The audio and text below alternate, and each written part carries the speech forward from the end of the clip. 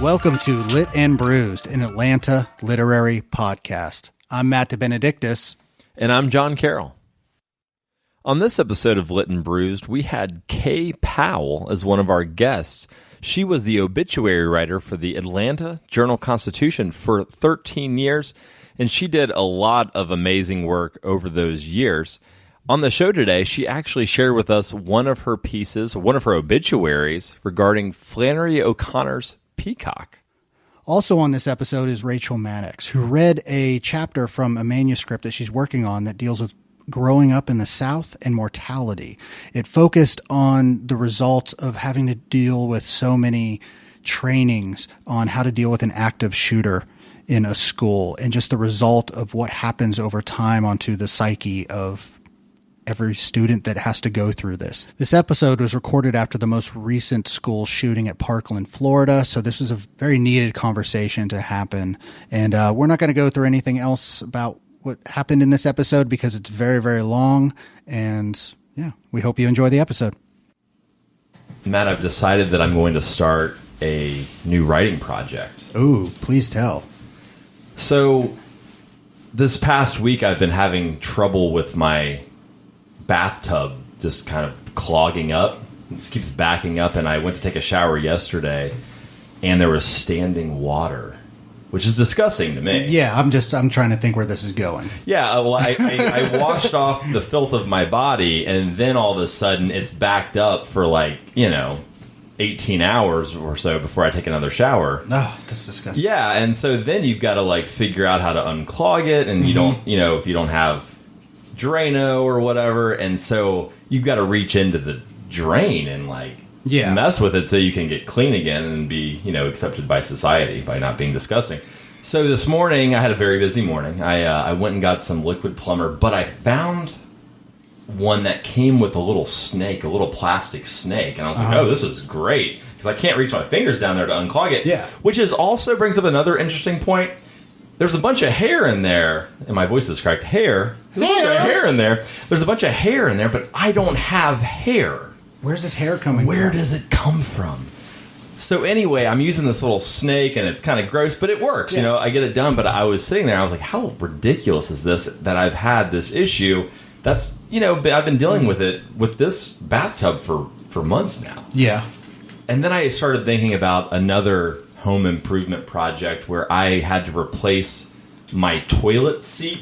Okay. And how it took me 5 hours. Did you watch all the YouTube videos for that? I watched YouTube videos. I looked up articles. I couldn't get one of these plastic screws to come undone. I was taking a hacksaw to it. And I literally had to buy a hacksaw at Home Depot to get this toilet seat off so I could replace it. All right. So what I'm thinking I'm going to do is I'm going to start a non-fiction kind of journal about my home improvement products or processes and projects at the house, and it's going to be kind of like Bob Vila meets James Frey. Okay. And I say James Frey because it's not going to be entirely true. I have to exaggerate it somewhat to make it kind of exciting. Yeah, so it'd be like creative nonfiction, but about home improvement. Very creative, because you got to be really creative to make. So it'd be like if The Believer was run by Tim Allen.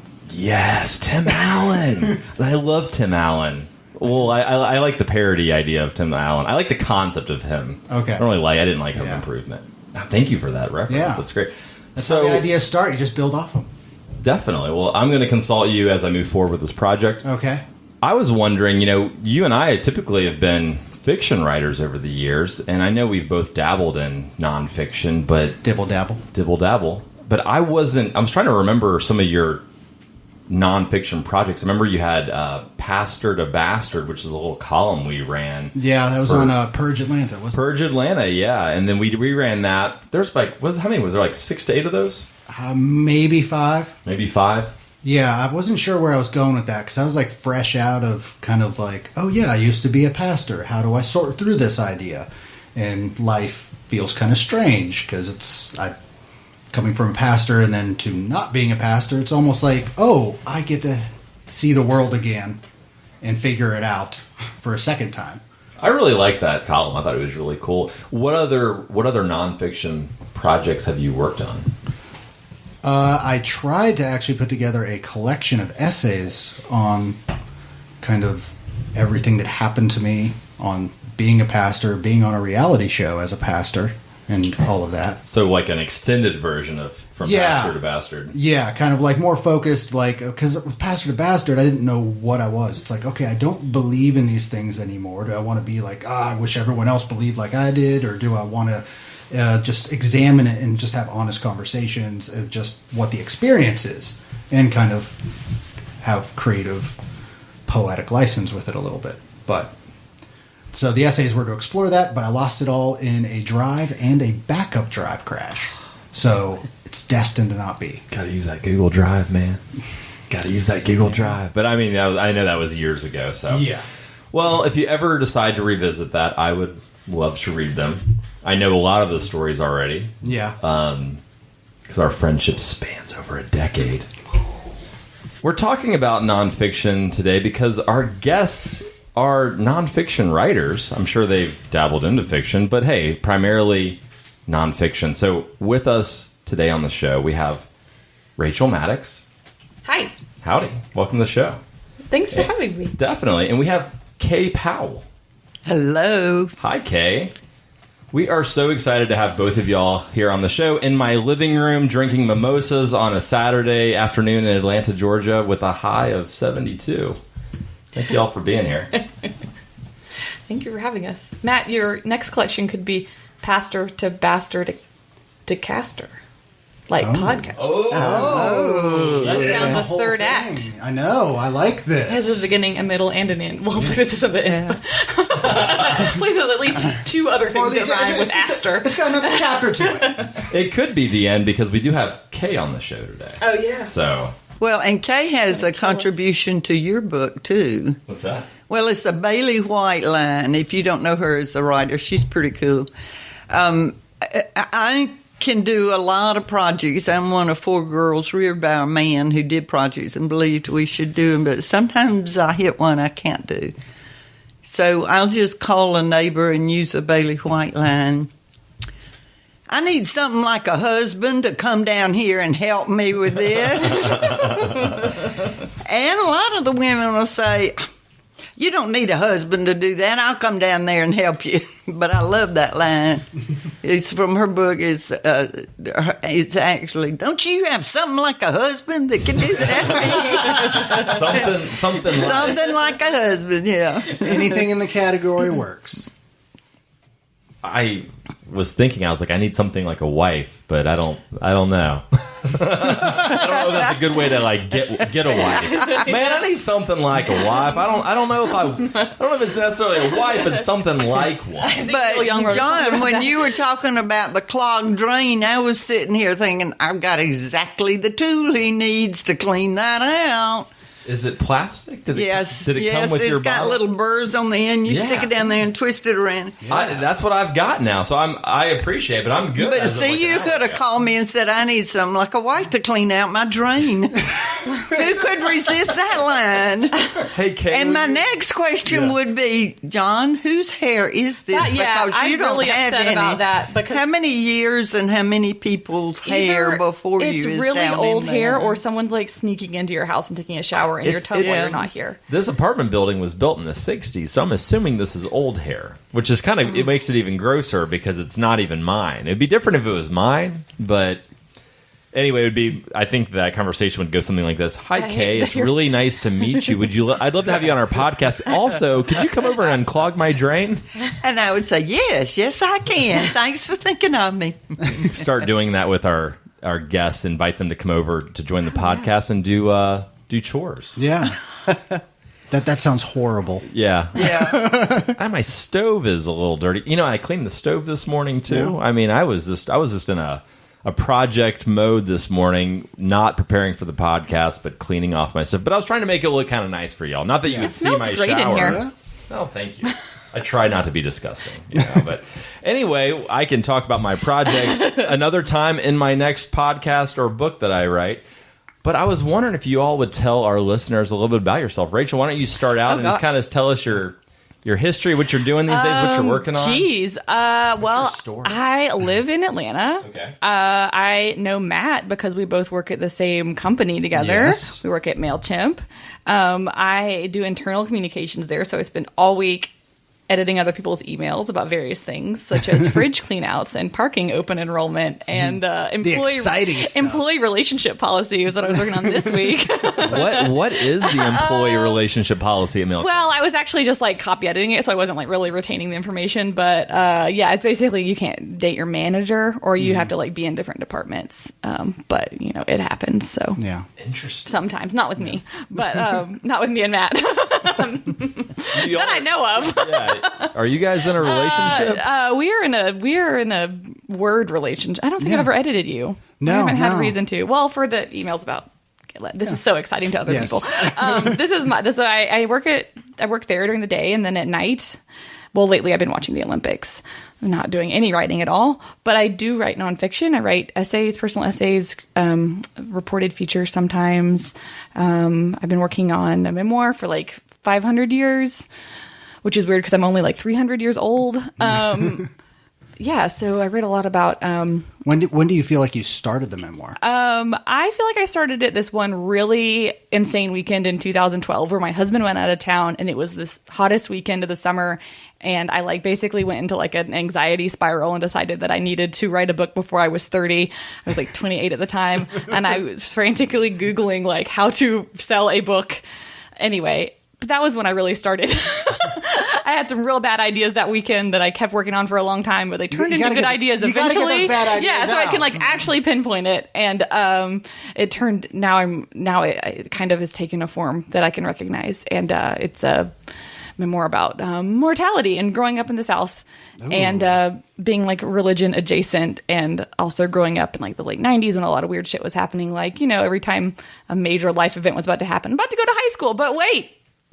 Columbine's happening, so like now you know you enter into high school knowing that you could be like shot dead in your classroom every day. I was about to go to college when 9/11 happened, so it's like, oh wait, planes can fly into buildings. And meanwhile I was like very death averse, terrified, just like hated everything having to do with it. Like was not. I got to like opt out of my grandfather's funeral when I was 10, which really I did that too. Wow, did it kind of fuck you up for a little bit? When you're like, I got out of it once, I can get out of it forever. Well, that like I had nightmares of just like the funeral itself. Oh wow. And they like carried on till for 3 years, so it was like 6 to 9. Fuck you guys! I had to get my grandfather's funeral when I was 8. Yeah, I mean, What part of the South did you grow up I grew up in in? Tennessee. I grew up in Chattanooga. My dad's family was from Cookeville, Tennessee. So that's where this particular thing happened. But like multi-generational Tennessean. Everybody goes. Yeah, I think some even fall out. Yeah, into the coffin. it's high drama. You should have gone. I mean, I wouldn't say I really enjoy funerals now, but like I understand them now, and I understand how different they can be from one event to the next, and how they are. I think they are an important part of like. You know, if you have someone who loves who dies, it can be like, it can provide some amount of closure, or at least like a thing to do where you end up seeing everybody. Also the food, I don't know about funerals outside of Tennessee. I've literally only been to them in Tennessee, but the food, the little sandwiches without crusts that the church ladies make.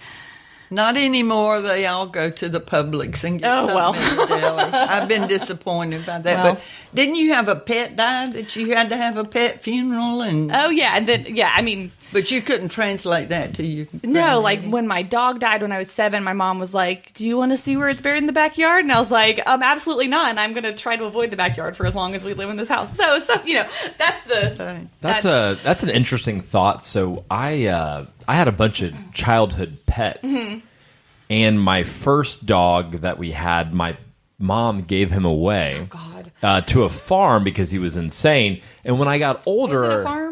Well, that's the question. When I was older, I was about 18. I looked at my mom. I said, "Did you really give the dog to a farm?" And she said, "Actually, I did."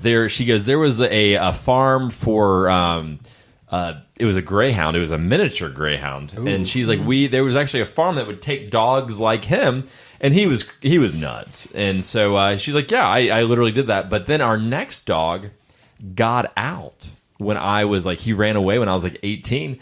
So I assume I'm 36. I'm assuming that dog is long gone. But I didn't have to deal with it. He was just gone.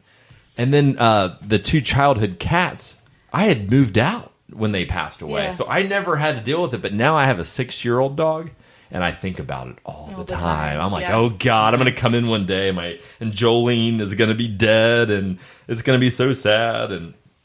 But it's fine. It's worth the love. Yeah. It is. I mean, I think people, though, are different about their animals today. It just drives me crazy when they talk about their fur babies, and they do not. I hate that. They are not people; they are animals, and I'm still trying to figure out what that says about us, that we invest so much in an animal and not in people or society. And I can't figure the whole thing out. I think it's really because a dog especially will always love you as long as you feed it.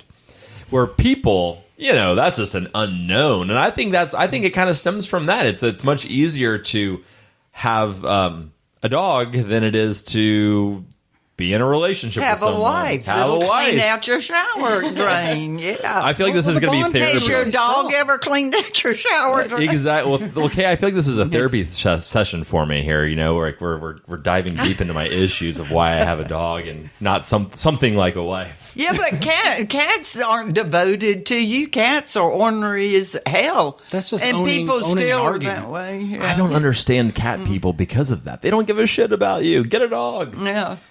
I think that, I feel like I was being flip about death a minute ago, which I always revert into oh, isn't it funny? I was terrified. But with a dog, it's like you are taking care of it. And often I don't know anyone whose dog is just run away and never come back. There's, for most people, I think a choice you have to make at a certain point. You kind of see it through to the end and you are the caretaker for this thing. This thing depends on you. Mm-hmm. And then you have to make this choice at the end. And it is very, very painful. And also seeing my parents taking care of their parents as they've been declining and aging. It's kind of a different situation because with dogs you can see this animal is suffering and I can take it to the vet and have it euthanized. I can make the choice to have it killed basically. Mm-hmm. I will be the angel of death for this animal that I love. But at least in Georgia right now, you cannot do that with humans. Yeah. And I've been thinking a lot about this, how we have these things that we are able to, these pets that we spend so much time in. Maybe that's why there's not that same ethical discussion around euthanizing an animal because it's still even if you call it a fur baby, it's still an animal. It doesn't have the same kind of rights and sense of it doesn't have humanity. Well, yeah.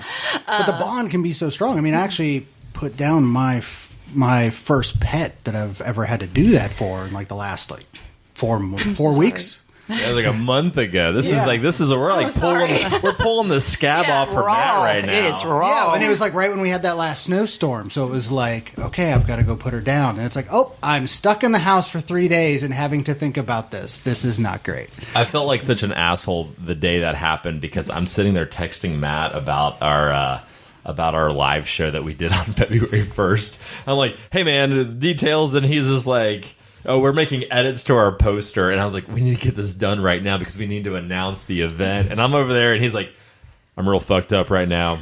Sorry. But then he responds an hour later with our tagline because we were struggling to get our tagline for the poster. He's like, hey man, I'm not right in the right headspace. It's a good distraction. Yeah. Creativity is a good distraction. We couldn't figure out the tagline. The original one didn't work. And then I changed it to something else and Matt didn't like it and it didn't really work well. And then I was like, well, and then an hour later, he just boom, just sends it to me. And but Matt, don't you think that's the way creativity works? Is I am focusing on what kind of water I'm drinking and whether I support this company politically and socially, and should I be giving them my money? But the whole time in the back of my brain, something I'm not ready to face is forming up and taking shape. And then all of a sudden, it's just, to hell with the water. I got it. Boom, boom, boom, boom, boom, boom. You're typing it out. It's you distract yourself, and then with the creative process, it just kind of comes the back out. part of your brain, I'm convinced, is solidifying what you really wanted to do but couldn't put into any form. Oh, yes, exactly. And also it's the way... Or giving you a new insight, something you hadn't even thought of. Yeah, because it's like traveling in the subconscious and it's dealing with stuff. It's basically about just keep on moving. Don't dwell. Don't get lost in the sauce, so to say. I love the glorious subconscious. Well, I am looking forward to reading your memoir when it comes out. Thanks. Who knows when that'll be, but I had one. I might just make a public Google Doc. Let us. Oh, look, know. another anonymous aardvark. Let us know before you do it. I mean, hey, we want to read it. Maybe we'll put it out on Lit and Bruised. You know, Just on the blog. I had one before we move on to Kay real quick. I had in terms of hearing her story, I had one question for you. I was reading your bio, and it said that you are in the Best American Sports Writing 2016, and I love sports writing, but I don't. I've done a little bit of it. It's been years, but it's always this weird genre that I really enjoy. Yeah. But I was just curious what it was. Well, it was completely by accident, and I know that this. I felt like an asshole when I heard about it. Was actually like it was not in the collection. It was just like a notable piece. But I recognize that it is a thing. Like if you are a sports writer, it's a thing that many people like care about being in this anthology. And it's not that I didn't care. It was just so like not.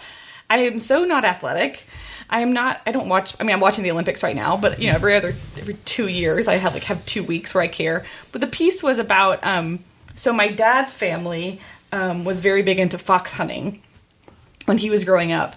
And I kind of grew up going to my grandparents' house, which was kind of decorated with all the like accoutrements of fox hunting, like so lots of fox. Yeah, like so they did this like very Tennessee kind of fox hunting where you would let your dogs loose at night, and the dogs would go after the foxes of like farmland, and all the men would stick around and like drink and tell stories around a fire. But still, they had this house that was decorated with like all the English, what you think of fox hunting, with the red coats and the horses and the hounds jumping over fence rows and all this stuff.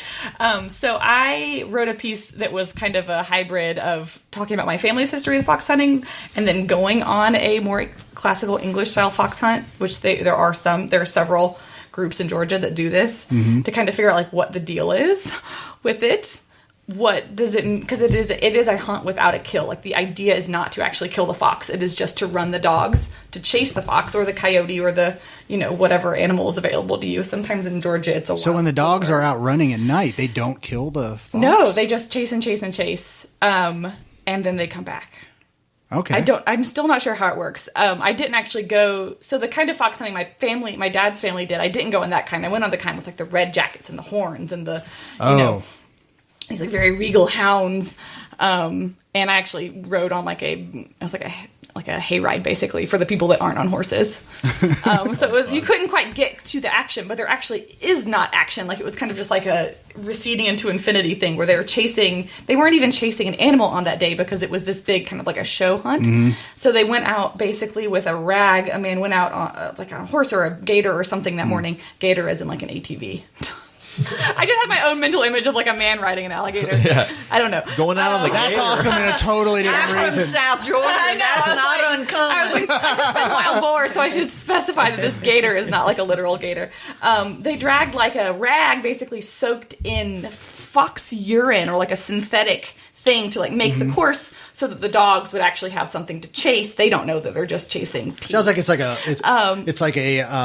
just a training session. Almost like a training thing, but it's very ceremonial. The people get really into it. They have all their jackets and their horses and everything, and it was this beautiful day in October, and I was like, this isn't what my family did, but it is what the paintings that were in my grandparents' house when I was growing up depicts, only, real, and I'm here, we're on the top of this hill all drinking Bloody Marys and like pimento cheese at the end.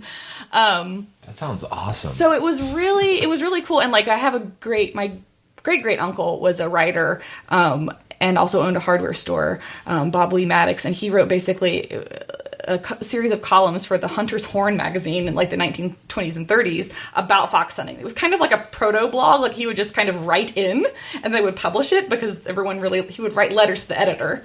And so there were all these copies they bound a copy like of his collection of columns about fox hunting, basically a zine in the 1930s that were just in stacks around my grandparents' house when I was growing up. And his writing is just amazing and so funny and so, he wasn't a professional writer, but he was a writer. Did that influence your writing? I think I knew growing up, like, there was a guy I was related to that had written a thing, which was cool. Like, I was like, okay, this is like something somebody could do. But I didn't read it until right before I started working on this thing. But it was great because I was like looking it up online to see like what other people said about it, or if it existed outside my own family's like piles of junk. And you can buy copies on like AbeBooks or eBay or something for like $100. Oh. And I was like, oh my God, we are inadvertently driving up the price of these pamphlets because we've got like dozens in my grandmother's house. There was like boxes and boxes. And don't flood the market. We can't flood the market. We have to like let this person get their $150 for this like thing that probably or just release them slowly. Just like, I'm gonna put one on eBay. Yeah. So that was what was noted, which was, I mean, I didn't even think of fox hunting as a sport. It obviously is. I think of sports as involving balls.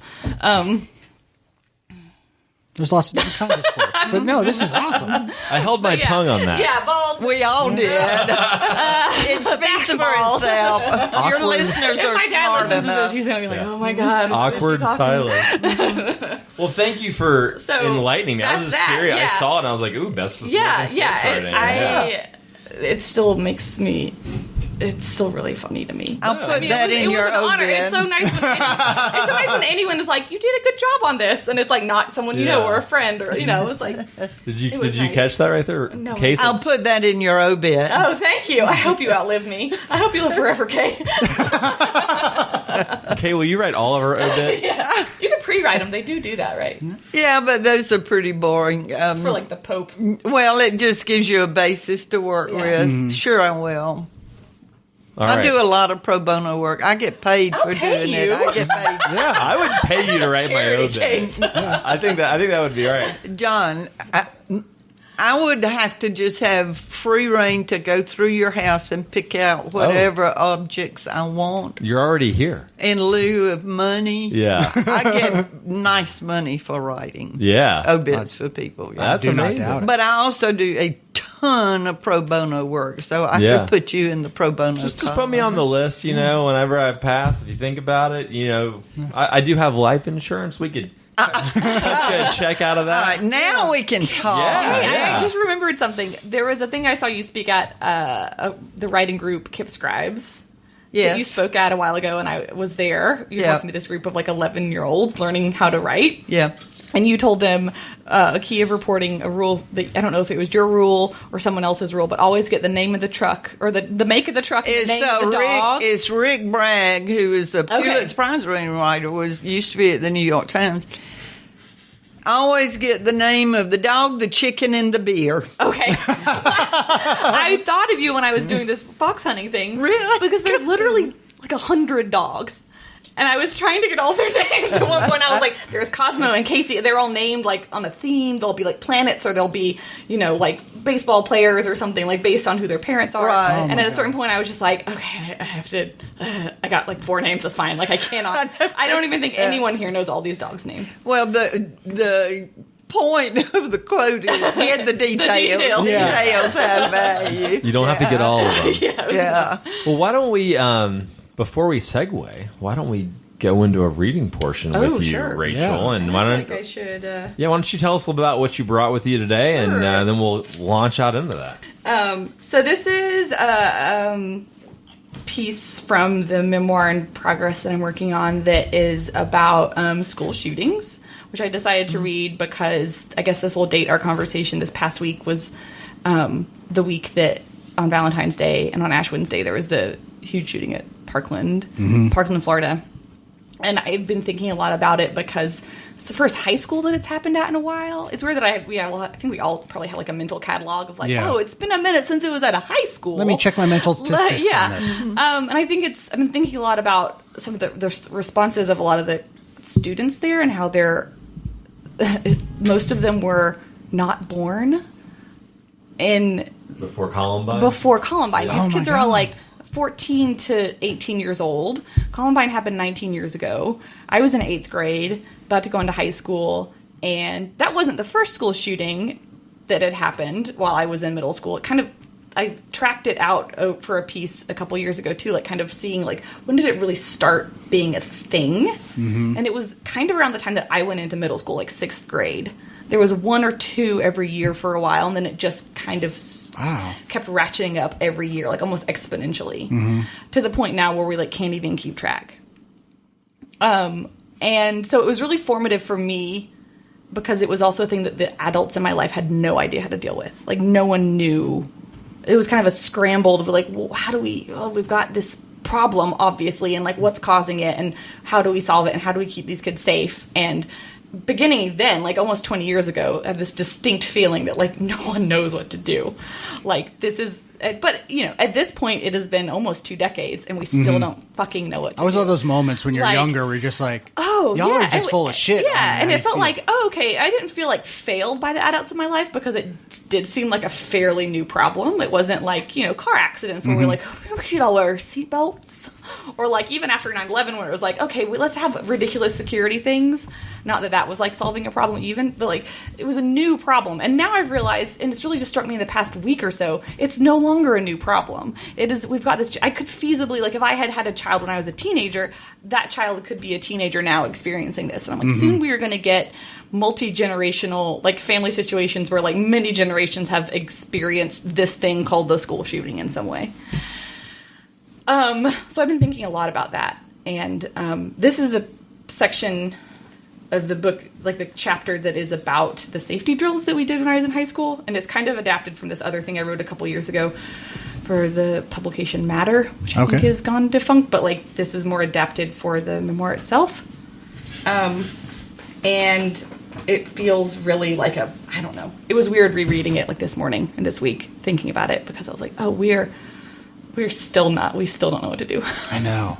And the kids at Parkland, I think, are like, I've seen so much. They're planning walkouts. They're planning all this political movement. They are awesome. Yes, they are being so active. So like, why we responded as if it was a natural disaster. Mm-hmm. Like all you can really do is just like hunker down. Yeah. You know, as if it wasn't a thing that was caused by humans. By humans. We know what to do. We're not doing it. Those are two very different things. Yeah. And it was just planted in my mind in a time where I was just like, what is the world? Okay, well, this is a thing in the world.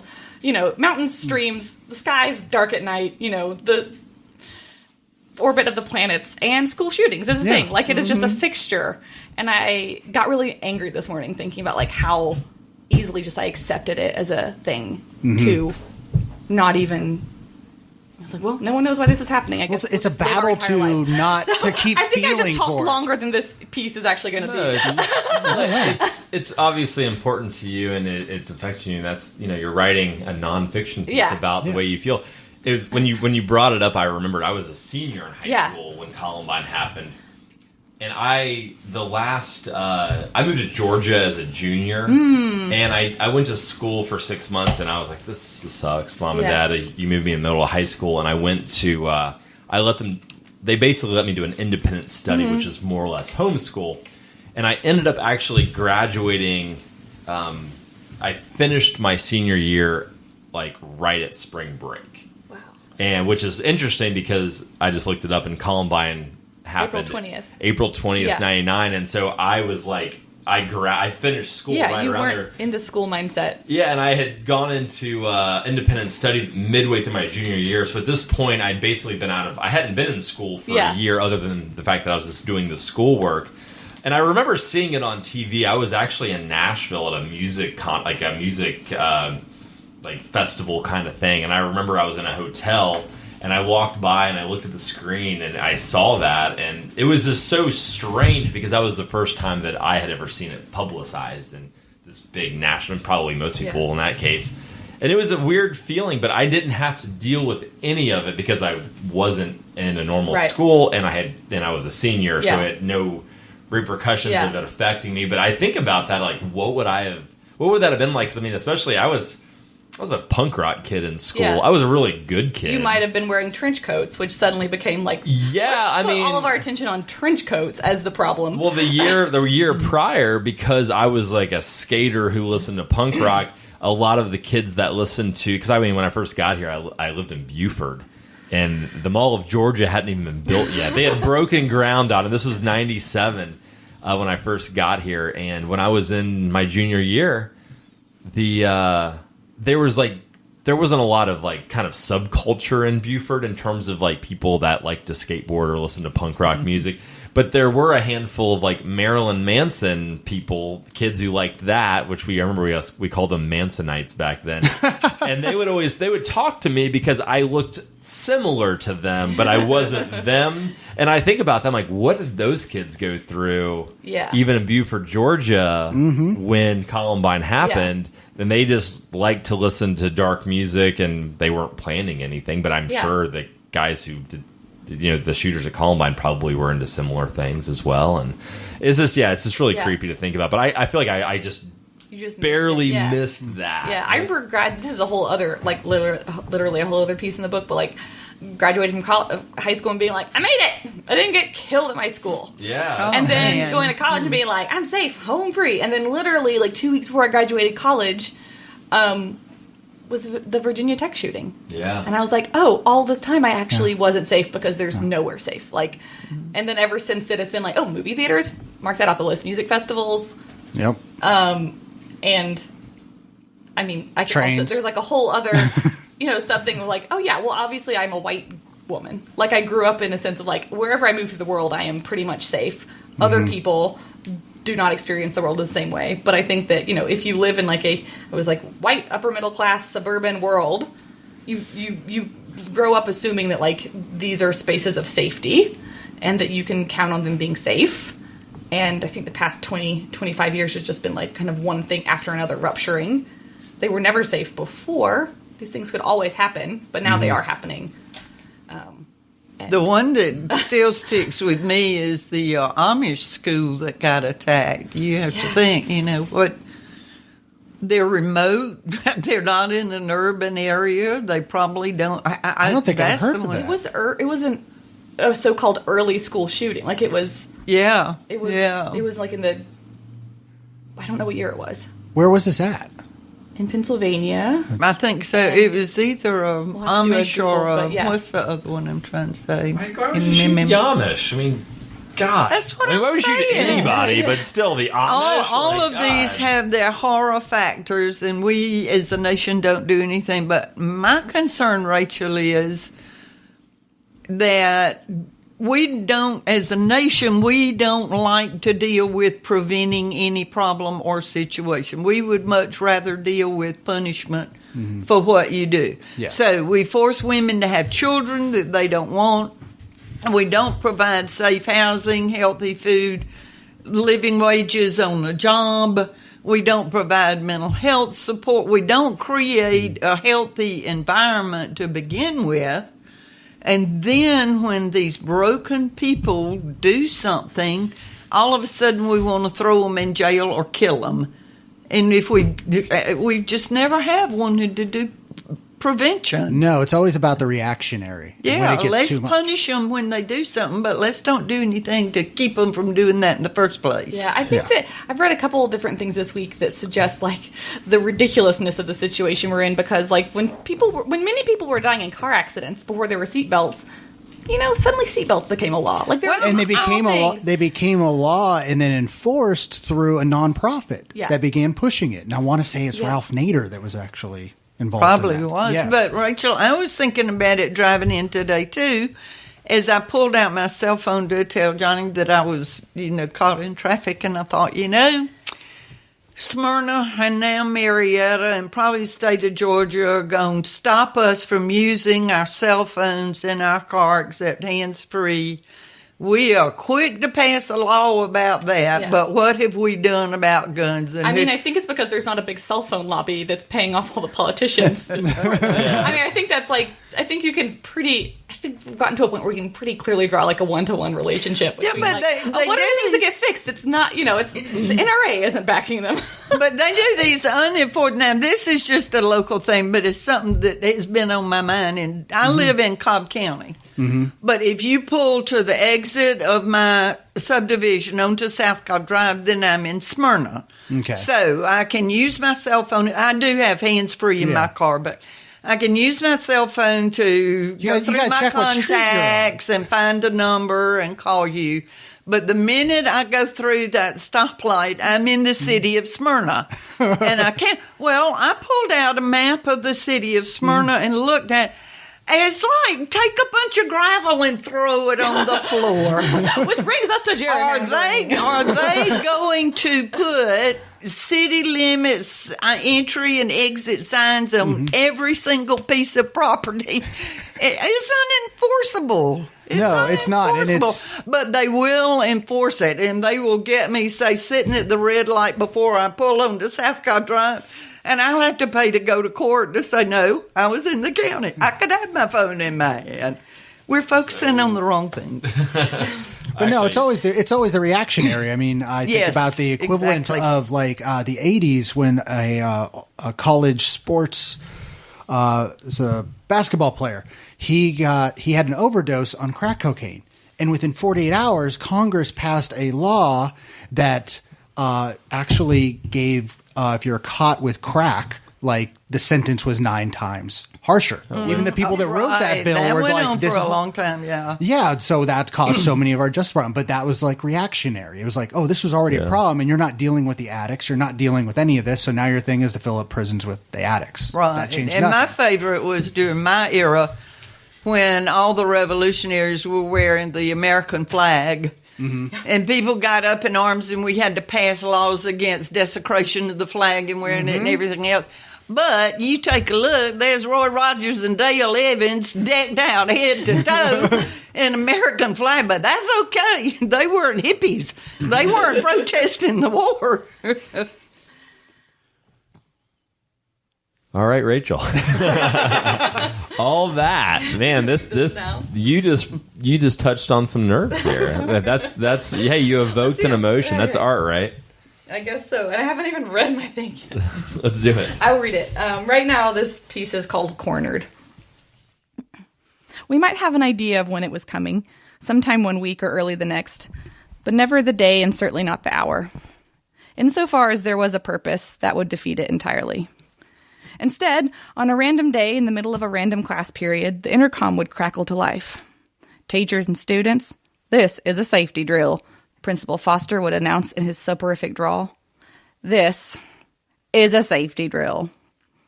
When this happened, we all knew what to do.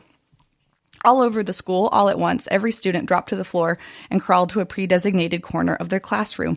Every teacher ran to their classroom door, pulled in stragglers from the hallway, then shut and locked the door and covered its inset window with a piece of cardboard they'd been instructed to keep on hand for this purpose. If their classroom had windows, they also closed the blinds. Then they joined their students in the corner. Sometimes, to test us, one of the vice principals would go door to door, jiggling lock knobs and yelling to be let in. All we were supposed to do was nothing. Just shush and crouch and wait. I'd been waiting for years for something to happen. It seemed always more inevitable. Since the fall I started 6th grade, it had been a semi-annual occurrence. The boy with a 12-gauge shotgun in Bethel, Alaska. The boy with a pistol in West Paducah, Kentucky. The boy with a rifle in Pearl, Mississippi. I learned a little more each time.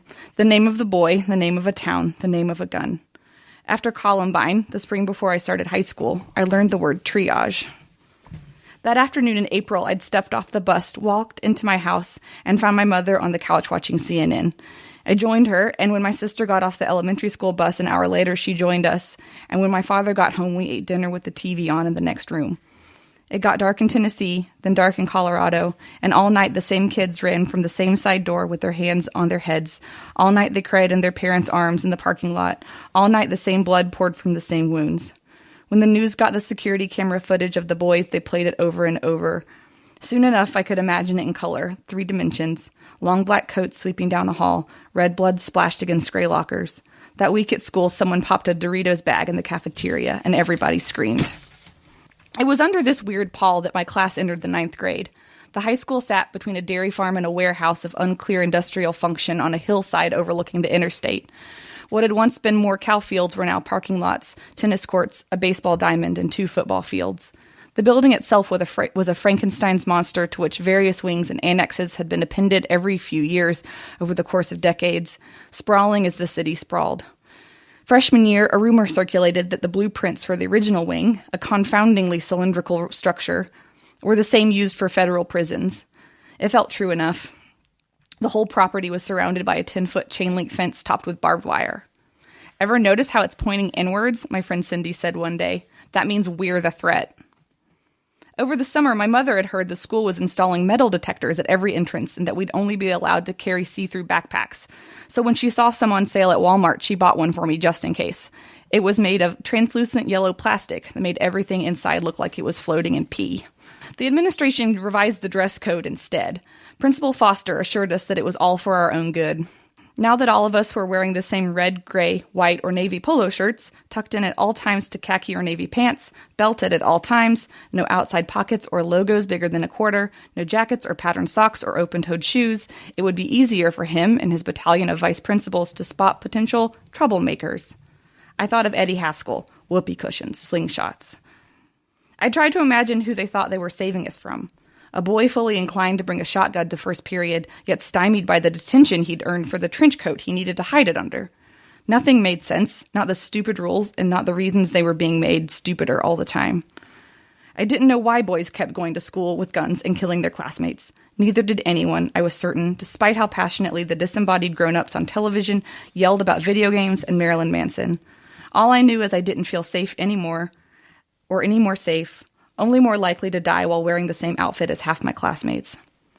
Principal Foster introduced the safety drill protocol in the spring, adding it into the fire drills and the tornado drills already in the mix, one more disaster to plan for. It was better than nothing, I guess, better than shrugging and dying, but I had questions, ones I sensed I wasn't supposed to ask. Like, if the shooter we were hiding from was one of our own, which everything indicated he would be, just like everything indicated he would be a he, then wouldn't he know all about the safety drill? And if he did, wouldn't he just work around it? Wouldn't he instead exploit one of the many scenarios we were never made to plan for? A shooter in the overcrowded halls between classes, a shooter in the overcrowded cafeteria during lunch, a shooter in the stadium during one of the mandatory pep rallies that usurped our fourth block classes multiple times every football season. Or what about during a fire drill, or a tornado drill, or an actual fire, or an actual tornado? Once I thought that would be the ultimate irony, dying while trying not to die, but no, the truest irony would be attacking during the safety drill itself. All of us pre-corralled, pre-cowering, all of us trying so hard to believe a locked door would stop anyone who wanted it bad enough, assuming they weren't already in the room. I could imagine my friends and classmates and teachers scattering, crying, and bleeding out. I imagined looking up at the boy with the guns in his hands and recognizing his face, knowing his mother's name, remembering his second-grade yearbook photo. I tried to imagine what it would be like to get shot and die. The sudden explosion of rearranging pain, the dark draining slide into nothingness. But mostly I tried to imagine what it would be like to get shot and live. I read somewhere it felt like getting frogged or pinched really hard, like getting poked with something hard and hot, like getting stung by a very large bee. I'd felt all of these things before. Maybe it wouldn't be so bad, I told myself, forgetting all the tears I'd cried over stubbed toes, all the days ruined by a paper cut. Sometimes I'd tried to imagine what it would be like to be the shooter myself, to stalk the halls I knew so well and blast away anyone in my path, to be soaked with blood and not even know whose, to be so full of whatever a person needed to be full of for this to become his life. But I never got that far. I'd never even held a gun. I just wanted to make sure the idea didn't appeal to me. It didn't, and I wished I knew why. And so we waited. After the vice principals had gone all over the school, jiggling knobs and pounding on doors they hoped wouldn't open, after everyone's feet had fallen asleep, after the whole sprawling school had been determined to be effectively locked down, Principal Foster's voice came over the intercom again to unlock us. "Thank you, teachers and students," he would say, never sounding particularly grateful, just tired. "This concludes our safety drill." And even though I knew it had never been anything but theater, it was always with a shiver of relief that I pried myself out of the clump of bodies in the corner and hobbled on tingling feet back to my desks. Other kids were always high-fiving and pumping their fists. "Woohoo!" they said, and I was proud too. We were getting better and better at keeping ourselves alive. Wow. That's a lot to take in. I'm a well-adjusted adult. Oh no, it made me powerful writer. Yes. I just got really sweaty. I mean, that's just got to be so much to like emotionally take in to revisit some of that and revisit like the process that you had to go through. Yeah, it was weird. It was such a process because like it was a thing that they just pounded into us. Like, this is what you do when this happens. And I was specifically thinking about it a lot this week because I've heard various things from the shooting in Florida about whether or not the safety drills actually helped. Mm-hmm. And it seems, I mean, I haven't read deeply on this and obviously I wasn't there, but it seems like it might have been a mixed bag. Like the kids knew what to do because these kids have been doing it since they were in kindergarten. Like they know what to do when there's a code red or whatever their signal was. But at the same time, the guy who did it had grown up in the same environment. Yeah. He had grown up knowing that if he pulled the fire alarm, then there was going to be one reaction. And, you know, it was like we got this false sense of safety because we were planning for this one contingency, which is very specific contingency. Yes, which is based on Columbine, actually. Which is based on, yeah, I think so. And someone outside coming in that wasn't supposed to come in. Well, they were students there. Yeah. So they just weren't there. They came into the school from the outside. And, I mean, yeah, I think things would be worse if you had no muscle memory, which is what kills me, is that we're basically asking kids to develop muscle memory for how to deal with this when, like, literally the amount of energy and, like, you know, emotional energy and physical energy and the logistics and, like, asking teachers to, like, add this thing to their already, like, very heavy loads of being a teacher. I can't see how that outweighs, like, people not having guns. Mm-hmm. Like the victims and the potential victims are being asked to do all of the work. Mm-hmm. And meanwhile, it seems like it's getting easier and easier for people to get more and more powerful guns. I mean, I'm not an expert on any of this, but the math just doesn't add up at all. No, I mean, even if you try and mask it as like a mental health issue, it's like, okay, every other country has the same level of mental health issue, but not this problem. And what about the mental? I mean, nothing ever happened at my school. Like we had like one bomb threat, and that sucked because everyone was like, oh, you know, it was post 9/11 at that point too. We're like, oh, someone's gonna crop dust us with anthrax now. You know, it was like 2001 was like not a great time to be a teenager. But like nothing happened. Yeah. And I still, like, I'm not saying, oh, I'm such a victim, but like, what about my fucking mental health as a person who like didn't even have anything happen but yet had to adapt? I can't even imagine what it's like to be a teenager. Yeah, you compound that. It's a generational thing. It's just this miasma that kind of like goes into everyone's minds, and then they become parents, and it's moving more broadly. I don't know about it in the rest of the Atlanta area, but I know up in my area they have these training sessions and seminars for the public on how to react in an active shooting situation. So it's not just the children in the schools and the teachers. We're spreading this out among the general population of, we're not going to do anything about the shooter, but we will train you in what you should do when the active shooter, comes to your town. Like, along with all of our fire drills and stuff, we would have National Fire Prevention Safety Week, which started in, like, the early 20th century because so many things were burning down. Like, houses were burning down, factories, schools were burning down because everyone was just like, I'm going to smoke my cigarette and leave it here, like, no one knew what to do. So this organization started this thing where they were teaching school children how to be safe with fire, which is a part, elemental part of our lives. Like, we can't not have fire. It's just not going to happen. Guns are not as essential to life as fire. But, like, we were being taught, don't overload your sockets, your electrical outlets. Don't run cords under rugs. Like, this was back in the 90s. They were like, if your parents leave their cigarettes burning in the ashtray, like, put them out, things like that. And take a drag first and put them out. Yeah. I mean, more thought goes into that than, hey, all these shootings have one thing in common. They have an AR, the same AR. Yeah. So, so there's just no equivalent so far. Maybe it's finally changing now, but it's been something. I mean, it's been 20 years plus coming, but God, you'd like to think, right? Yeah, I guess we did have like several millennia of people setting things on fire dangerously before we got National Fire Prevention Week, so maybe. Guns are so interesting. I think when I think about guns, it's so interesting to me because there are so many of them. And I think when other countries talk about their gun laws, the one thing they don't think about is that Georgia is the size of a country in Europe, and then you have 48 of these, and Georgia's not even the biggest state. Yeah.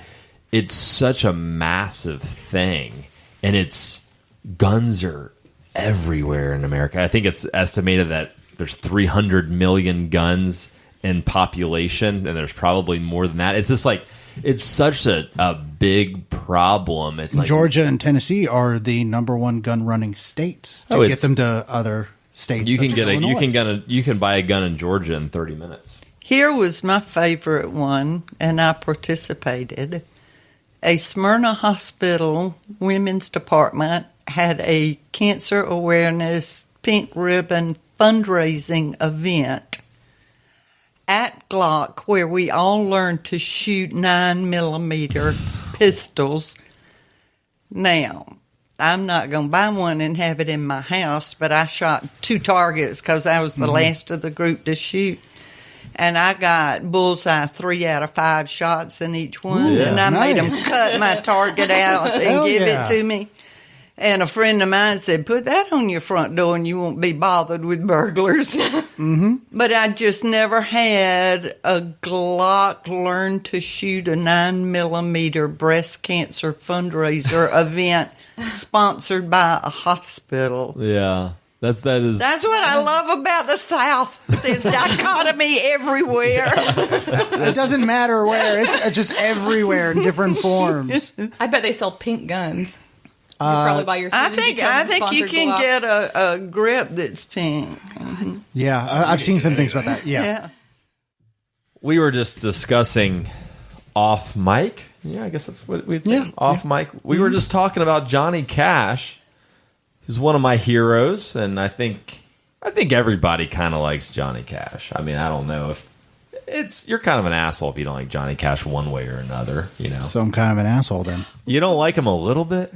I respect him. I understand, but I just got burned out. That's fine, but you still said you respect him. Yeah, I respect him. That's totally cool. That's all right.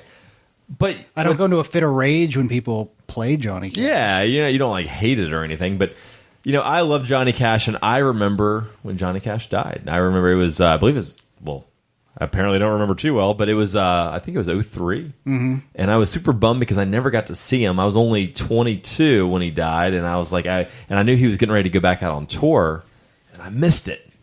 But, we're sitting here, we took a little breather, and I'm sitting there talking to Kay, and she's like, oh, I remember meeting Johnny Cash and him giving me Bob Dylan's home address. So, I mean, that's pretty amazing. What was it like talking to Johnny Cash, Kay? Nice as could be. Yeah. That really sort of disappointed me. I wanted him to be more of a rebel and more of a sort of a alternative kind of behavior, but he couldn't have been nicer. Was June there? No. This is early 60s or mid 60s. What was this for that you interviewed him? I wanted an interview. It was a personal chat. Oh. At Valdosta State College, he was performing there. You used to could get really big names to come to small schools like that. Oh, wow. And I was something, I'm sure I was SGA, student government or class officer or something like that, that got me to, or maybe for the newspaper, because I was editor of my campus newspaper. Anyway, just walk backstage, chat, carry on. It's just like when I heard Bob Dylan play in the 60s at Emory University at a church on campus. First of all, I had to get a crowd from Valdosta State College, convince them, yes, this was somebody they did want to hear, and it was worth the trip to Atlanta. That seems so weird. We all show up in our little Bass-Weegian shoes and Gant shirts with the loop on the back and wraparound skirts. And we went to the performance, and behind us are these people with greasy hair and T-shirts and spiked leather bands around their arms and their necks and tattoos. And they just went crazy over Bob Dylan, and we were just sort of, who are these people behind us? But now, this is how long ago it was. There was a tea for Bob Dylan afterwards in the church social hall. Oh. where I got to meet him. And all these people that had been sitting behind us were his entire entourage. Oh. And if I'd known that, I would have made a conversation with somebody. But, you're young, you're stupid. That last time you didn't make a conversation. In your entire life. Just about. I'm not missing out again. That was a lesson learned. Well, thankfully, Bob Dylan is still with us, but Johnny Cash has moved on. And I'm assuming you probably played around with an obituary for Johnny Cash in your mind. Did that ever cross your mind? No. As obits editor of the Atlanta Journal-Constitution, I wrote about those ordinary people, and it was always up to either a political reporter or a business reporter or a features reporter to write on some of these very public figures. Yeah. Now, I was there during the period of all the murders and crimes down in Buckhead. Okay. With all the hip-hoppers and rappers and gangsta and everybody else. And that was usually handled as a news story and features. But I remember one day I was off from work, and I it was okay for them to call me when it was my day off. Maybe I was sick. I think I was homesick. Anyway, they called me when there'd been a killing in Buckhead, and they said, Kay, you know about these killings in Buckhead? I said, yeah. He said, well, we've heard 2 of the performers are being buried somewhere in New York. Can you find out? Wow. So I had my contacts, and I did find out. And I called the office back, and I told them where they were and what the circumstances were. And I said, now, the press is not allowed. You can't go up there flashing your press credentials and telling everybody in the world who you are. You've got to find a legitimate and ethical way to get in there and get the information. After I'd done all this on my day off, at home without any of my resources available. So what does the reporter that goes to New York do? Walk up to the door of the funeral home. Hello, I'm here from the Atlanta Journal-Constitution to cover the memorial. Oh, my God. Which is why I didn't want a lot of other reporters doing things on my beat or using my sources, because it was delicate to develop those relationships and get them to where they trust you. And so how long did you do that for? How long were you? 13 years. 13 years? What was the time frame? I retired in 2009. I was at the AJC for 16 years, and I was obits editor for 13. What did you do before that? I have had such a gypsy career. It is too boring to go into. Give us the highlights. All right, I started out in newspaper work. Then I went to a quasi-governmental agency that was doing economic and industrial development in the multi-county area, and that led me to a job as a research scientist at Georgia Tech in the engineering experiment station, which wasn't bad for a woman English major. Yeah. I went on assignment by request. The University of the Philippines Institute for Small-Scale Industry asked me to come over there and draw up an economic development plan for the Leyte region, which was Ms. Marcos' area. Well, if you think Tech didn't have a fit and fall in it, because it was the first time they'd sent a non-engineer on a project. It was the first time they had one of their employees requested by name by a country to come, and it certainly was the first time they'd sent a woman on an assignment. So I did that.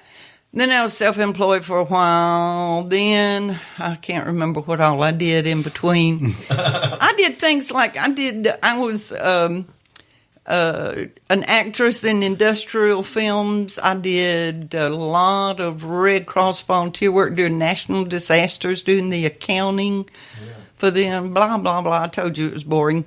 Oh, that's not boring at all. And then just gypsy. And it was just completely coincidental that Jim Wooten had me come in temporarily when his assistant was doing vacation to work in the journal editorial when they were separate, the journal editorial department, which I called the gentleman's club because it was all these, conservative white men in there and me.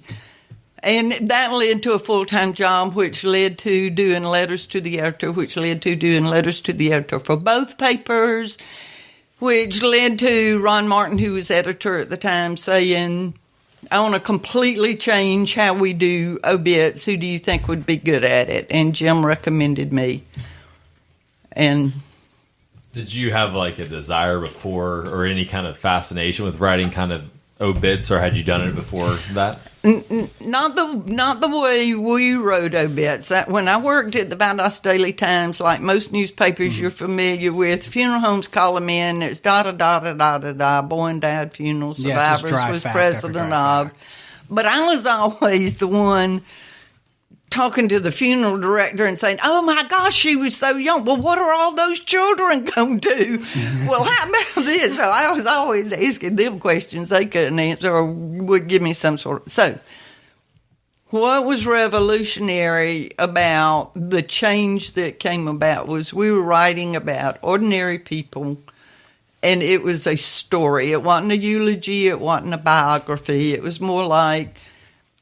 I conducted a seminar on obit writing for the New York State Newspaper Association. Yeah. I couldn't believe it was standing room only around the walls. And one of the men who was there came up to me at the cocktail party that night, and he said, I get it. It's just like writing a profile, except they're dead. I said, that's it, exactly. Yes. So that's what was the big change that got noticed, was writing about...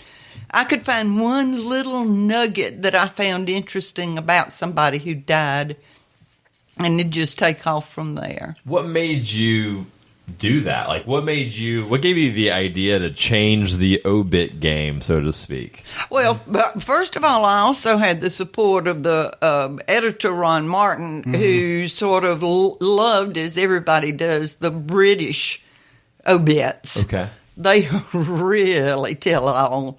And so I had his 100% support, plus I had a managing editor and an editor in the newsroom over me that were 100% supporting me. I mean, I got into some tangles with some pretty high-placed people at the paper over the changes that were going on and things that were done.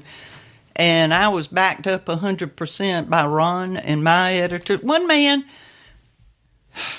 One assistant managing editor didn't think we should use nicknames in stories. I said, this is the South. Yeah. If you don't know somebody by their nickname, you don't know who they are. We have to use nicknames. Yeah. And I mean, he was making a big deal out of it, and I had to write this long paper justifying it and submit it and all this crap. And my editor, I loved it.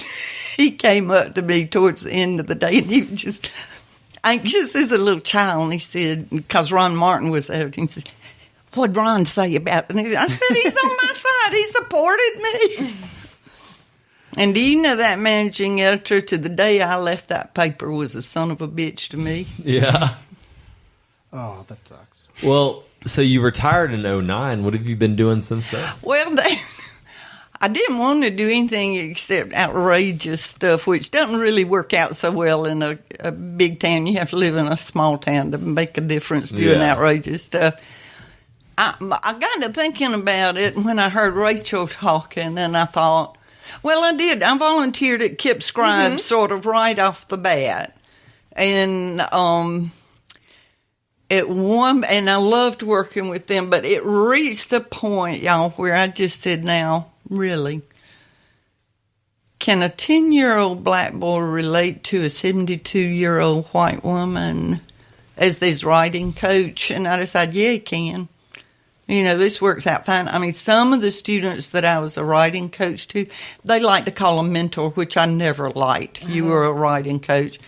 One of them I just had lunch with this summer when he was home. So I keep up with him. But anyway. How old is he now? Well, this is what I love. KIPP Strive Academy is in the old, help me, Joel Chandler Harris School. Okay. On the West End. And it's a middle school, and I vowed I'd stay with the class I started with. The first class was fifth graders. So I did 5, 6, 7, 8, and 9. I can't. Anyway, I don't know what grade they go to now. He got a scholarship to go to Choate. Wow. Which is great. He's graduated from there. Wow. He's now at Williams College on scholarship. Yeah. And we just had a great time. But I told him after we had lunch, I called him and I said, or emailed him, I said, did you open that card I gave you? Because I had put $100 in it and I hadn't heard a thank you note or anything from him. And I waited and I stewed over it. And he said, oh, yeah, I sent you an email. And I could tell he was scrolling through his phone while we were talking. He said, ew, here it is at once. I said, look, the circles you're moving in, the people you're meeting, what's ahead of you in life, you got to know how to handwrite thank you notes and have good stationery to do it. I'm picking out some stationery for you. I'm going to send you some links to it. You pick out the one you like, and I'll buy your first set. And you need a good pen, too. Wow. And so we worked together, and so the relationship goes on far beyond. And you met him at 10 years old? Huh? You met him at 10 years old? I'm at KIPP Strive Academy. I started with the 5th grade class. Yeah. And then I think he might have been 9. Wow. What, 9 or 10? I had Jolisa one year, and I had him maybe my last year or my next to the last year. How old is he now? But he was 9 or 10. Well, he's in college. You Like do 21? the math. Don't make me think. Don't 21. make me think. So when you were volunteering there, were you having the children write obituaries?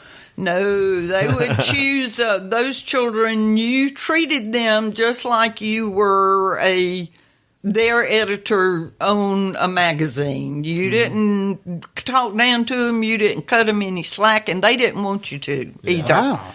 Well, that's how I had a girl one year who needed a lot of encouragement, and I was like, that's great, you're doing great, and meanwhile, like, you're at the next table over being like, you don't have the story. You don't got it. And I was like, I don't got it. But anyway, I'm pretty sure your kids ended up with a much better story than mine did. I wouldn't say that necessarily, but they sort of set broad parameters of what for, and they had to do their own research and their own interviews and their own writing. And our responsibility was to get them through the process to keep that 9-year-old voice or that 11-year-old voice, but still be a good story. Mm-hmm. And that's what's delicate. I remember one of my students was writing about how her granddaddy, who, by the way, was killed in the Marshall plane crash. Oh, wow. And I think I had her about her 3rd year. Mm. I think that was Jolisa, and I said, oh, my God, I can't believe you hadn't written this story before now. We're writing it this year. You're 9 years old. Why haven't you written this story? Come on.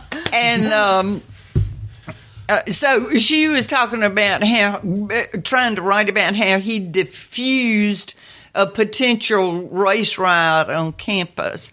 And she mentioned that the students formed in a circle around him. And I said, what are some other words? What was the mood of the group? Mm-hmm. I had to talk her through it without telling her until the light bulb went off when she came up with the word mob. And I said, now, when you say there's a circle around him, that paints one picture for the reader. But when you say a mob was gathering around him, that paints an entirely... Yeah. And it was like life-changing for her to figure out the difference just one word could make. So that was part of the joy of working with them. It really was. But it just got too high-tech for me. I don't want to work with a laptop and Dropbox and all this sort of stuff. They were way too sophisticated for me after a while. Plus, it was time to move on. So Kate Sweeney, you were asking about doing it. Kate Sweeney probably was the first person that made me write nonfiction since I was in the 4th grade and had to write a story with that week's spelling words. And when Kate started True Story, she called me to be on the first show or do the first reading. I said, God, Kate, I'm a reporter. I don't write, personal stuff or about myself. I just don't do nonfiction. I talk to other people and write their story. So I didn't do it the first week. And she called me for the second one. I said, okay, this is what I've been giving some thought to. I can do one for you.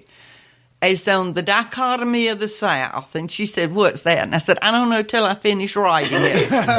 But I'll do it for you. And so that sort of led to other things like, Chuck getting a hold of me to do some stuff and Brooke having me write for the zine. So when I'm dragged into it, I'll do it, but I don't just of a day sit down and say, I'm going to create today. No, I don't do that. I'm retired. I don't have to do that. Well, I know we'd spoken on the phone and over email about the piece that you were going to share with us today. You want to tell our listeners about what you've got going on and what you're going to be reading for them? Well, this is a piece. It's dated. It was from 2015, so keep that in mind when you hear it. It's the Flannery O'Connor peacock on Andalusia farm, Manly Pointer. When he died, it was January of 2015. And also, I'm going to read this exactly as written at the time. Sure. So to let you know that Andalusia Farms is now closed. Okay. It was donated to Georgia College, which promptly closed it. So I don't know what the future is going to be. All right. So, the magnificent peacock, symbol of immortality and resurrection, guardian of the gates of paradise, screecher at Flannery O'Connor's Andalusia farm. Andalusia's peacock Manly Pointer was not immortal and is not resurrected. He died during January's Arctic blast. He lies a-mouldering in his grave off Andalusia Farm's nature path. The Greeks dedicated the peacock to Juno, believing its tail of golden circles on a blue background honored the goddess of sky and stars. Early Christians thought the peacock's blood could dispel spirits. Mythology embodies its tail feathers as the evil eye. In dreams, the peacock symbolizes new birth, confidence, even arrogance. Flannery O'Connor knew that the peacock had been the bird of Hera, the wife of Zeus, but since that time it probably had come down in the world. When centuries later she ordered a bevy, peacock, peahen, 3 pea-biddies, through the Florida Market Bulletin. She tells us this in her 1961 essay, Living with a Peacock, later titled King of the Birds. O'Connor's party of peafowl, she stopped counting at 40, is gone. The tradition of Andalusia Farm's peacocks, arguably literature's most famous bird, was restored in 2009 by a donation from Colonel Charles Ennis of Milledgeville. A public poll named the peacock Manly Pointer after a great O'Connor villain, the wooden leg stealing faux Bible salesman con artist and good country people. Bruce Gentry, editor of the Flannery O'Connor Review, prefers that the peacock had been named for a more appropriate O'Connor character in Parker's Back.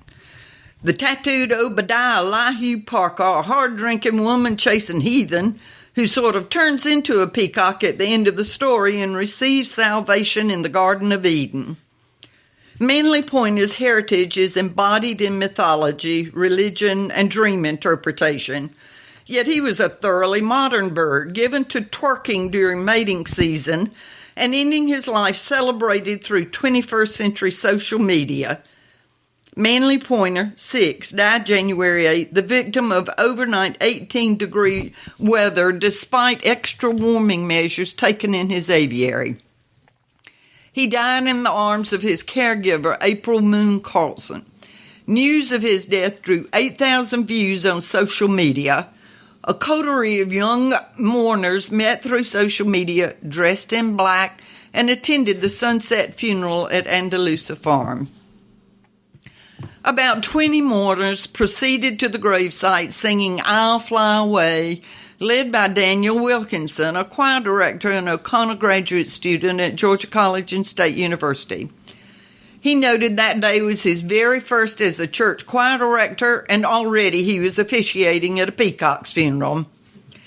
At the grave, off the nature trail and marked by a cross of cedar branches, GCSU theater professor Amy Piney read from The Habit of Being. She chose O'Connor's admonition to author Cecil Dawkins, which includes, "You are asking that man return at once to the state God created him in. You are leaving out the terrible, radical human pride that causes death." O'Connor's belief in the terrible, radical human pride is thematic in her writing, and her peacocks are symbolic of pride. She uses the peacock when she wants to make a specific point about a character. Wilkinson read from King of the Birds. He selected the passage about an old man who came to Andalusia to buy a calf and had with him 5 or 6 white-haired, barefooted children who were stopped dead in their tracks when they saw a peacock. "What is that thing?" one of the boys asked. "Churin," the man said, "that's the king of the birds." Manly Pointer did not disappoint. Frequently photographed by visitors to Andalusia Farm, now a museum 4 miles north of Milledgeville, his majestic tail feathers proudly arched during mating season or formed an impressive iridescent train when at rest. Tail feathers shed after his last mating season were collected into a huge bouquet. A freshly washed feather was presented to each mourner, and one was laid on his grave. Andalusia Farm Executive Director Elizabeth Wiley's son, Spencer Cheek, has collected clay from the farm to create a permanent grave marker.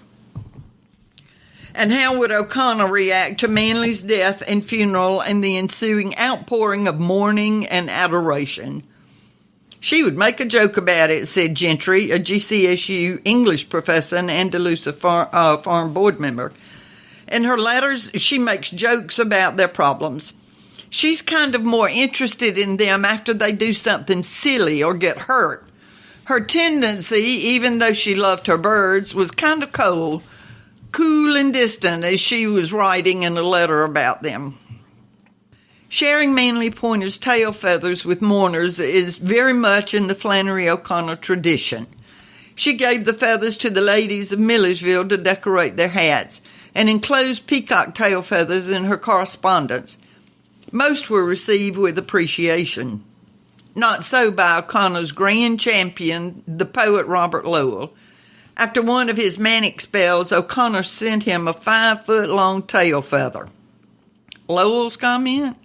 "That's all I need, a peacock feather." Manly Pointer shared the aviary at Andalusia Farm with 2 peahens, also named for O'Connor characters.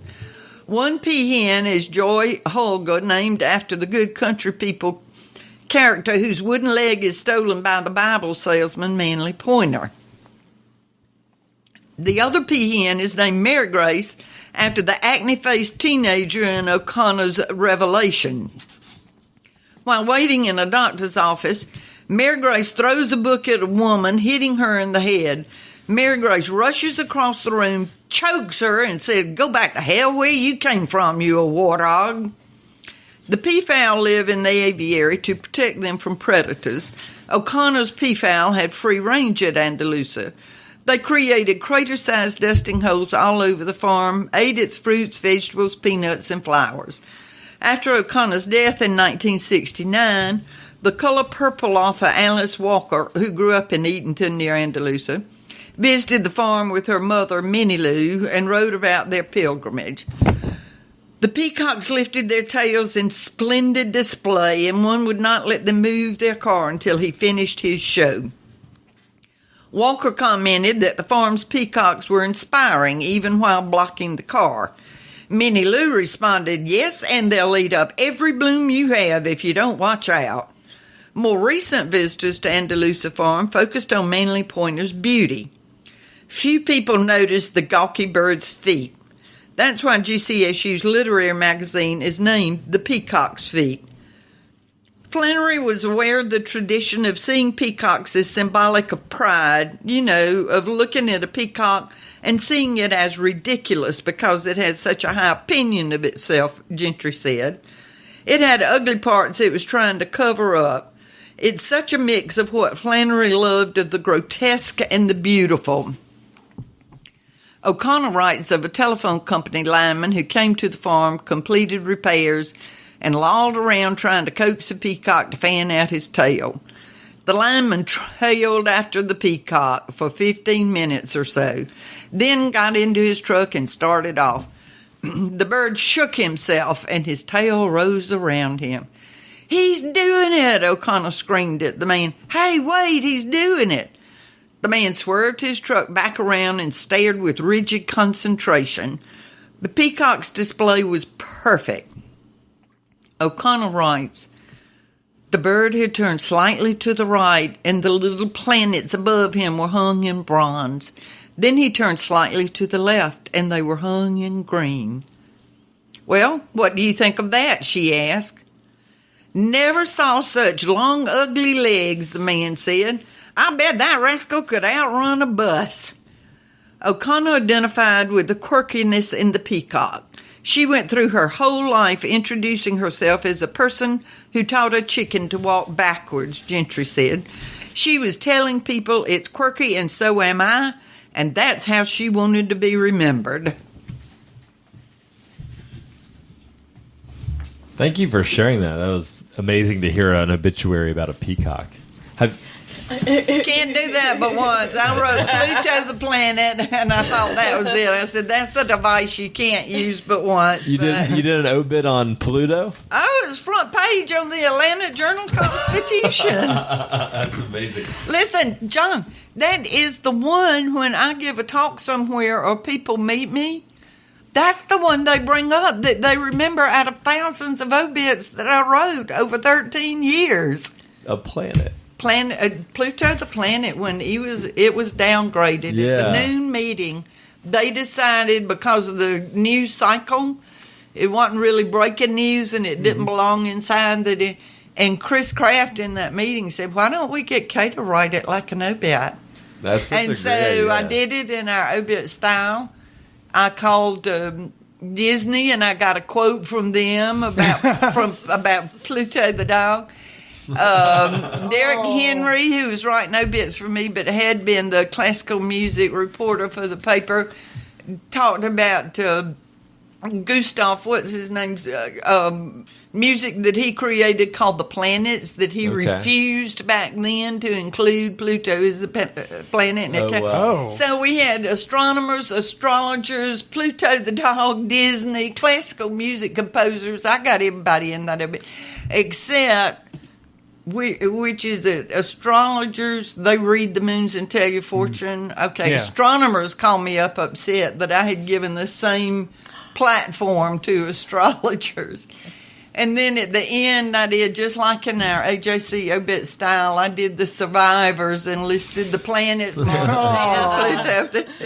great. Is that on? Can you still find that online? I found that in the Singapore Times with my byline. Wow. I couldn't believe it. Wow. I think all you can get online is the edited Cox version that went out. You know, it might be on Legacy. I can't remember. We'll take a look around. If we can find it, we'll definitely link it up. We'll post it. So, in this piece that you just read, that is on the Bitter Southerner. Is that correct? Yes. They asked me to write this for them. The germ of it came out of the Andalusia Farm newsletter. Doug Monroe, do you know him, the writer, Doug Monroe? I don't think so, no. He was on their board, and when Manly Pointer died, he said, we need to get Kay Powell to write an obit, and it was in the newsletter. And then I think Chuck came to me and asked me to do something. That's great. Oh, I might have pitched it to him. I can't remember. We'll link to it as well. So people can see it. I mean, I had read it when we were discussing. I read it over at Bitter Southerner, and I loved it. I mean, I love Flannery O'Connor. Fun fact: Matt and I actually did a reading at Flannery O'Connor's childhood home in Savannah. Ooh, Yeah, which was, that's where she taught the chicken to walk backwards. Yeah. We went through, I saw her like childhood bedroom and where she taught the chicken to the minute we showed up, they were like, you guys want a tour? We're like, she taught a chicken to walk backwards. She got peacocks when they moved to the family farm. Okay, yeah, that sounds. Did I just say this wrong? Have I had too many mimosas? But I felt weird because we were standing in her living room, like reading. At least I was reading crass stories, but then I thought about it and I was like, I think Flannery O'Connor would enjoy these stories. I think she'd be all about it. So I read stuff that was kind of poking like little ideas through religion and all that. So it's like, yep, she would have been okay. Whatever, man. I read a story called Visited by any ghosts or anything? No, but I mean, I did read a story called Routine Fuck in the middle of her living room, which was weird. But I think she would go along. But now, to bring this circle around, Joel Groover, who was one of my writers at one point at the AJC, had written the obit. Y'all don't remember Carrie Thornley, who is a character in Little 5 Point. He started Desiderata and all these other things. He sometimes went as Ho Chi Zin. No, I'm not. He was a great character around Little 5 Point. Anyway, through that, Joel had developed a relationship. Talk about don't let anybody mess with your sources. With William Sessions, a English professor at Georgia State University. It might have not been for that obit, but it was one. Anyway, when Betty Hester died, it was Joel's contact at Georgia State University, William Sessions, who called him and said, Betty Hester, this anonymous credit bureau clerk in Atlanta, has died. She is the anonymous A in Flannery O'Connor's book, The Habit of Being. Oh, wow. She also maintained a more than 30-year correspondence with Iris Murdoch. And I'm not talking about a fan writing a letter. I am talking about women that have wonderful exchanges in those letters. And she was just this little anonymous credit union clerk, credit bureau clerk. That's amazing. What was her name one more time? Her full name was Elizabeth Hester, but referred to as Betty Hester. And Flannery O'Connor's The Habit of Being. And not to overload today with Flannery O'Connor, but you are a literary discussion group in Georgia. Yeah. Thumbs up. She's one of my favorite writers, so I don't talk all day about Flannery O'Connor. Yeah. It's okay. Yeah, it took me a while to understand her, but to loop back into your background, I was in high school, I think, or might have been early in college. I was at a meeting at the United Methodist Church Publishing House in Nashville, and a man named Guy Rice was talking to us about something, and I think he was with the publishing house. He mentioned Flannery O'Connor, and of course, I'm ready to ask a question. And I said, I don't get it. Well, he just so clearly, in less than a paragraph, probably just in a couple of sentences, opened my eyes.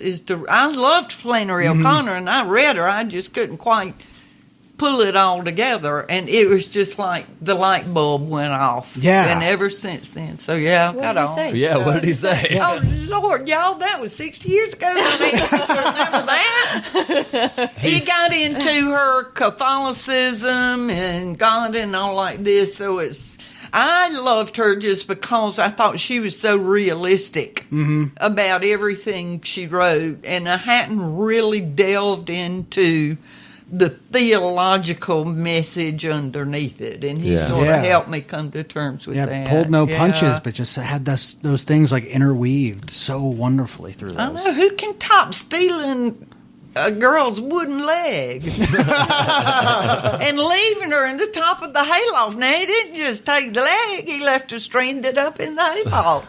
You gotta love it. Exactly. And it's Georgia. I've grown up with characters like that. I'm from South Georgia. I get even more of them down there. Oh, yeah. You don't hold it against them. No.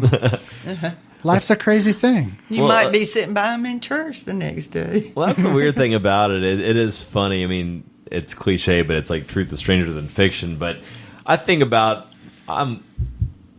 I'm only in my 30s, but I think about the stuff that I've lived through and weird situations, and I'm like, you can't really make that shit up. You know, it's just weird, and it's interesting, and it's fun, and that is the fun about it, and especially when you add can this make other up twist. like about 20%, shove it in there, then call it fiction.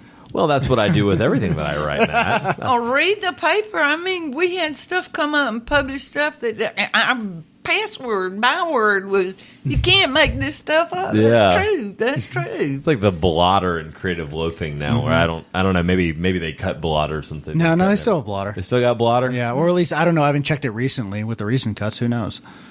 Yeah, I mean, they put one out, like, what is it, like, is it quarterly now, or? Yeah.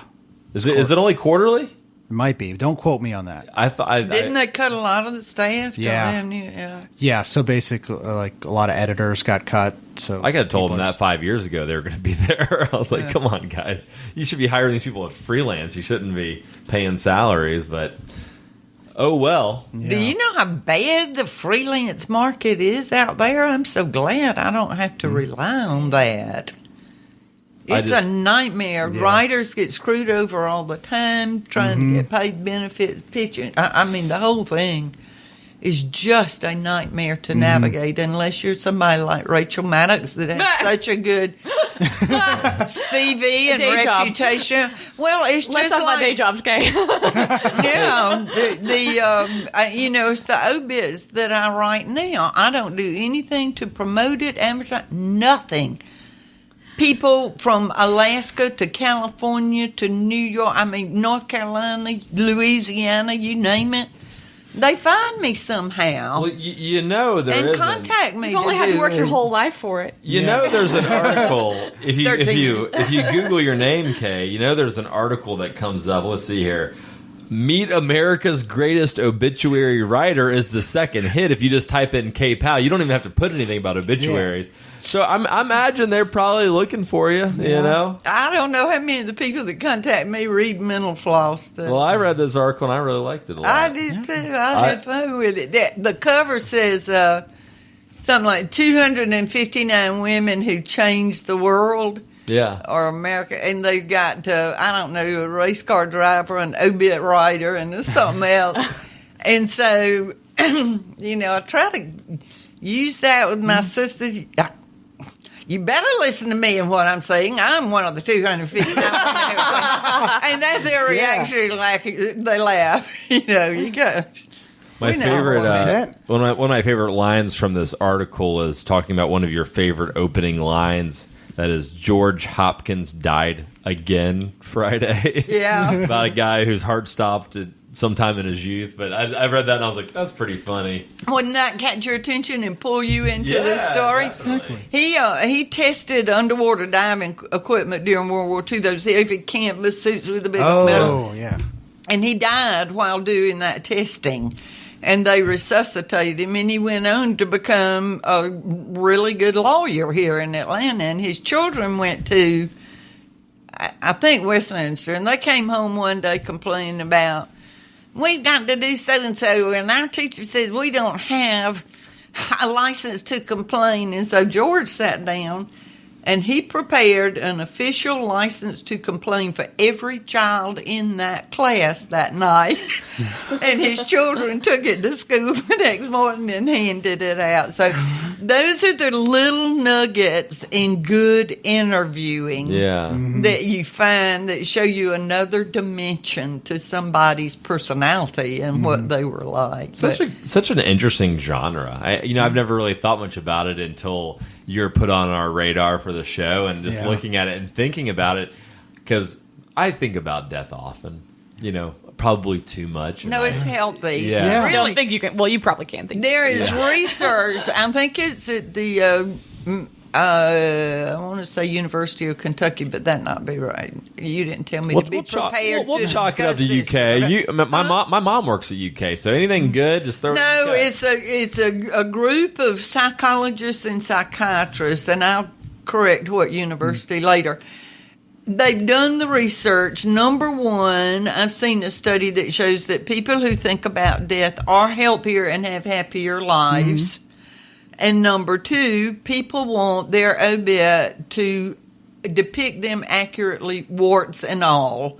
And that is overwhelming research through thousands, tens of thousands, maybe not tens of thousands, but thousands of test subjects, complete age range, demographic mix. So think about death. You're a healthier, happier person. Can you get to that point? Yeah. Oh, no, I think, no, that is. You're dead. Yeah. You're dead. No, it's I mean, obit warts and all. It's hard not to. Yeah. I'm giving you the key to a happy life. Yeah. Think about death. Oh my God, thinking about death is like the best thing to ever happen to me. I spent like the first 25 years of my life being like, nope, stay back there, please. Like, I always felt like a lot of creativity is about kind of harnessing like how you think about death. I mean, like I think about when I first started writing creative fiction, to build like a story, I would start with an obituary because it was a good way to come up with a framework, right. And then build off of, and then be like, okay, take this part out. It's like, okay, I actually have something here. And that's when I didn't understand. I didn't get into writing until like late mid-20s. So it's like creative writing. So it's like, that was a good way to kind of explore That's a device that works for you. Yeah, it was like that's what worked. And then it was also playing off to like always constantly thinking about death. Yeah, I did. I had a man here in town who's writing a book that includes an obit for a certain reason, and he's used me as his resource and consultant, to check it out, make sure it rings authentic, and how to do it, which I'm happy to do. I told you later, I do a lot of pro bono work. What do you think about people I support, like what y'all are doing, other people, I support them. What do you think about people that write their own obituaries? I feel like that every so often one goes viral, and it's like 99-year-old man wrote own obituary. And it's very funny, but it feels like that. Also, very few of them work. Most of them read to me like the family or the person has sat down and written this in hopes that it will go viral. And it's not creative, it's not funny, it's not amusing, it doesn't give you any insight, it just doesn't work. The warts are shined up. But I've got a pretty high bar for what I think is funny, but some people will read these dull as dishwater things and think they are just so cute they've got to share it, and they do go viral, and they're not that good. I've got to teach America how to appreciate a good obit. You do. That's my next mission. I would go to that class. Yeah. When I was 17, I got so terrified of death. I actually got to the point where I started having anxiety attacks. Oh, yeah. My mom had to take me to the hospital because she thought I was having heart palpitations. Yeah. And they prescribed tranquilizers. And then my mom got the prescription. And she's like, I'm not getting this shit for you. But she sat down and talked to me. But it took me a little bit of time where I had to be like, well, if I'm going to die, I better live a good life. And I actually think that's why I'm so driven in the endeavors that I have, is that I know I'm going to die one day, and I want that obituary to look good, and I want people to remember. I want to leave something behind, and so I just kind of even when I still my mind will still go there. I often every day, not every hour though, but probably about once a day. I think about dying. But I just use it. It's motivation. Yes. Man, the clock is ticking. Yeah. Let's do something rad today versus wasting my time doing something. I feel like your pointless. tombstone would be like, "Why are you here? Go do something." Yeah, seriously. But I do. I'm not a fatalist by any means. But one thing I learned in writing about death and dead people for 13 years is you're going to die when you're going to die. Yeah. You can't plan it. You can't predict it. I wrote about young men saw a spot on their testicles on their honeymoon, came home, diagnosed cancer, dead within months. Women that lived to 114, 117. Middle-aged people that would drop dead on the tennis court or come in from running. You don't know. No. So, yeah. But let me tell you one thing, John. You're not a perfect person. We are going to dig out that dark side of you and get it in there. It will make you more relatable. Oh, I like it. It's not 100% hippie. No, I've done some shit. I mean, hey, there's some dirt on there, but I mean that's natural though. I don't want to look like I'm perfect because God knows or universe knows that perfect is boring. I am not. One of my things. favorites, a man wrote, he says, yes, I am the man who robbed the, Sinclair gas station in 1978. But also what I loved was his other confession in his self-written obit was, I do not have a PhD in engineering. Here is what happened. I had something like 3 years of college. I went to pay off part of my student loan. They accidentally gave me a paper that showed that I had earned a PhD in engineering. He had worked his entire career as an engineer with a doctorate, and he didn't have either one, didn't even have a degree. Did he actually, that was something he was into beforehand? Before he got the certificate? You mean lying or? No, being engineering. No, I think he knew engineering. I would hope so, because that'd be even a crazier story. Go to school for business management, and they're like, "Here's your MD. Here's your psychology degree." Yeah. It's like English. Right. Here's your engineering degree. They both start with an E. They got yeah. Well, I think this is a good point to wrap up on. Yeah, definitely. We're running about 2 hours here. So. I got a lot of editing to do. It's gonna be fun. Well, that's the good thing about the reading episodes and having such interesting guests. I think all your Keep guests going, are but I have to interesting. pee real bad. Yeah, well, why don't we do our tagline, which I think will be very very fitting. Kay, I think you'll enjoy the tagline, Matt. What's our parting words? Don't die dumb. I love it.